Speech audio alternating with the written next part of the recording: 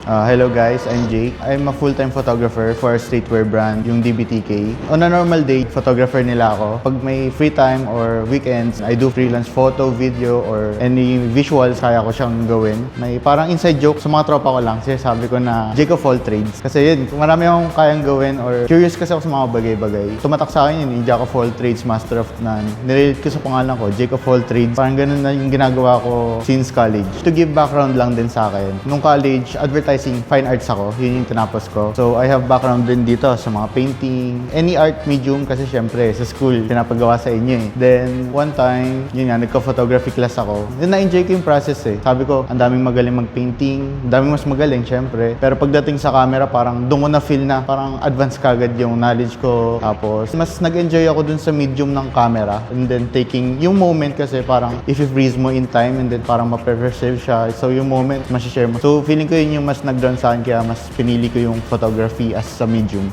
Depends ko anong type of shoot. Pag sa usual kong ginagawa, which is fashion and lifestyle, mostly kasi dun is planned na. Before pumunta ng event or before pumunta ako ng shoot, may in mind na ako na mga type of shot. So, once na nakuha ko na yung checklist, may checklist ako sa utak ko na pag nakuha ko yung photo na ganito, okay na ako dun, goods na for posting and stuff. So, feeling ko yung pinaka main masasabi kong goods yung photo is pag well-planned siya. It's all in the planning phase para masabi mong perfect yung isang bagay. And then, extra naman, pag events naman, mostly candid eh. So, perfect timing. Isang factor dun is yung experience ko sa street photography. Since, mas matututo kang mag-observe muna. Imbes na kuha ka camera, picture. Pero end of the day, dami mo ang shot, wala namang money shot or ito yung photo na to. Mas maganda muna na, ayun, observe muna. Kunyari, may mga artists, for example, yung gagawin ko sa event, may mga artists, syempre, approach muna, small talk. Pag nakilala mo na sila, kuha picture. With that kasi mas may story yung makukuha mong photo, hindi lang siya random group photo. At least pag habang ina-edit mo sila, alam mo kung emotion-wise, nakangiti ba sila lagi. Mas magigets mo yung personality rin nila and mapapakita mo dun sa photos. Actually, I've enjoyed editing yung mga previous na ginawa natin. Kasi at the same time, para lang nanonood ng podcast kasi habang nag-edit. Nakaka-relate ako sa experience ng mga artists. Yung